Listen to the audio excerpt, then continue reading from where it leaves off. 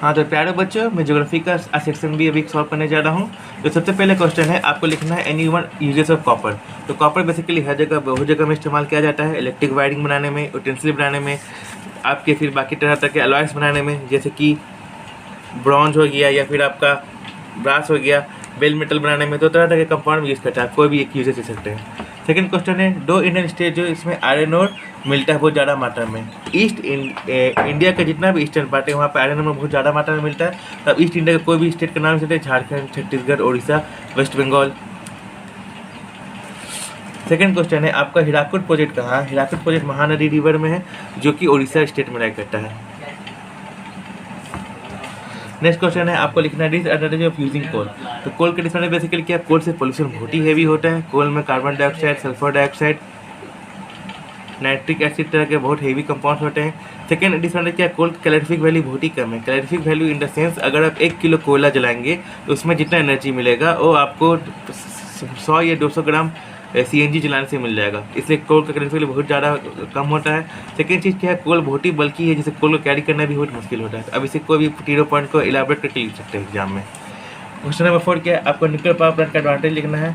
तो basically nuclear power plant में basically uranium का इस्तेमाल होता है, जो हम न्यूक्लियर फिजन के रिएक्टर का इस्तेमाल करते हैं, जिसमें हम यूरेनियम बहुत ही कम तादाद में इस्तेमाल करके बहुत ज़्यादा heavy amount of energy produce कर सकते हैं। सेकंड चीज़ क्या है? इसमें से आपको कार्बनिक एसिड, नाइट्रिक एसिड का तरह का पोल्यूशन भी आपको नहीं दिखेगा। सेकेंड है, आपको लिखना है एडवांटेज है सोलर एनर्जी, जो आपको कन्वेंशनल सोर्स के मुकाबले में सोलर एनर्जी से पोल्यूशन ना के बराबर होता है, नील होता है। सेकेंड चीज़ क्या, सोलर एनर्जी आपको इजीली भी अवेलेबल है ट्रॉपिकल कंट्रीज में, ये आपका एडवांटेज हो गया।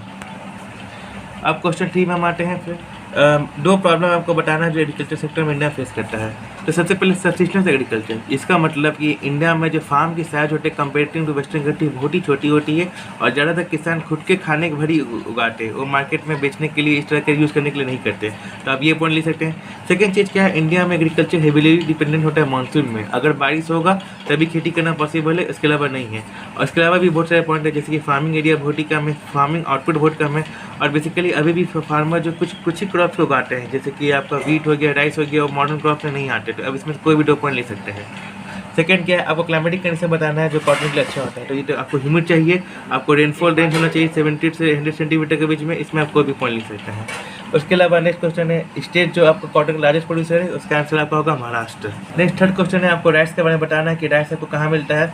तो राइस बेल्ट बेसिकली अलीवल सॉइल में बहुत अच्छे से उगता है। सेकंड चीज़ क्या है? राइस का लार्जेस्ट प्रोड्यूसर कौन है?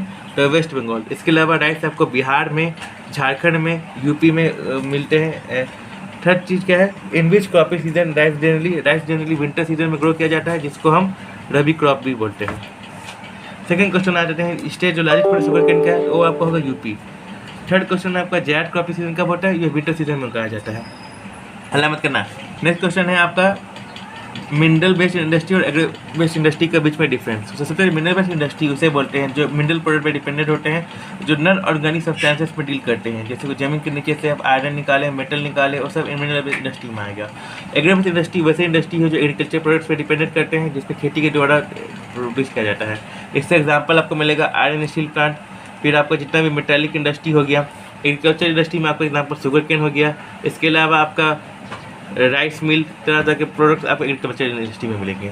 सेकंड क्वेश्चन है, दो वजह से पेट्रोकेमिकल इंडस्ट्री इंडिया के लिए इंपॉर्टेंट है। तो पेट्रोकेमिकल इंडस्ट्री से बेसिकली आपको ये रॉ मटेरियल है, जिससे आपको क्रूड ऑयल मिलता है, फॉसिल फ्यूल मिलता है, जितना भी पेट्रोल, डीजल, केरोसिन है सब पेट्रोकेमिकल इंडस्ट्री से मिलता है। इसके अलावा पेट्रोकेमिकल से बहुत सारे कॉस्मेटिक प्रोडक्ट्स मिलते हैं, जो वैक्सीन आप नाम सुने होंगे, पेट्रोलियम जेली, ये तरह का प्रोडक्ट आपको पेट्रोकेमिकल इंडस्ट्री से मिलेगा। जितने भी प्लास्टिक इंडस्ट्री है सबका बैकबोन पेट्रोकेमिकल इंडस्ट्री से प्रोडक्ट्स होते हैं। थर्ड क्वेश्चन है टाटा स्टील, ये कहाँ लोकेटेड है? ये लोकेटेड है जमशेदपुर में। सेकंड चीज़ क्या है? टाटा स्टील के कोल कहाँ से मिलता है? इसे कोल धनबाद और झरिया से मिलता है। थर्ड पॉइंट है, इसको आयरन ओर कहाँ से मिलता है? तो आयरन ओर इसको सिंघू डिस्ट्रिक्ट से मिलता है, जो इंडिया में, जो झारखंड में है, या फिर मयूरभंज में है, जो उड़ीसा में है। फोर, आपको कोई भी बैक प्रोडक्ट के बारे में बताना शुगर के इंडस्ट्री में। तो शुगर के इंडस्ट्री में बेसिकली मोलासेस निकलता है और बगासेस निकलता है। मोलासेस बेसिकली जो लिक्विड टाइप का प्रोडक्ट बन जाता है, जिसको यूज़ नहीं किया जाता, चिपचिपा लिक्विड होता है, जिससे बहुत सारे प्रोडक्ट बनते हैं, जैसे कि आपका शू पॉलिश या फिर तरह का इस्तेमाल किया जाता है, वो मोलासेस हो गया। बगासी जो आपका जो क्रस्ट शुगर केन करने के बाद जो क्रस्ट आपका जो भी क्रस्ट जो बच जाता है उसी को बगासी बोलते हैं, जिसका इस्तेमाल अभी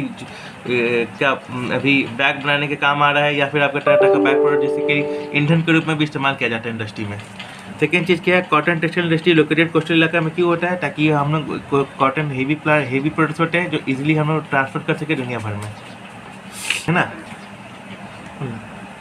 हाँ, तो नेक्स्ट क्वेश्चन है आपका एडवांटेज बताना है रोडवेज का। तो रोडवेज का एडवांटेज बेसिकली क्या है, चीप है, इजीली अवेलेबल है। आप रोड के ट्रांसपोर्ट को आप कहीं से भी ट्रैवल कर सकते हैं। आपके घर के सामने से door to door facility provide करती है, जो आपको ट्रेन या अदर ट्रांसपोर्ट नेटवर्क में नहीं मिलेगा। सेकेंड चीज़ क्या है, पर्पज़ क्या है, golden corridor. Golden corridor basically देश के 4 बड़े शहर दिल्ली, मुंबई, कोलकाता, चेन्नई को जोड़ने का एक 8 लेन फास्ट मूविंग रोड कनेक्टिविटी था, जिसे हमारे ex prime minister Shri Atal Bihari Vajpayee ने देखा था, जो अभी तक उनका काम पूरा हो रहा है, जो बेसिकली मेजर शहर को कनेक्टिविटी करने के लिए बनाया गया था। नेक्स्ट है आपका एडवांटेज डिसएडवांटेज आपको बताना वाटर बेस का। सेकंड इंपॉर्टेंट क्या है, limited area operator. Water basically वहीं पे काम कर सकती है, या तो कोस्टल इलाका या फिर इनलैंड जहाँ पे रिवर हो।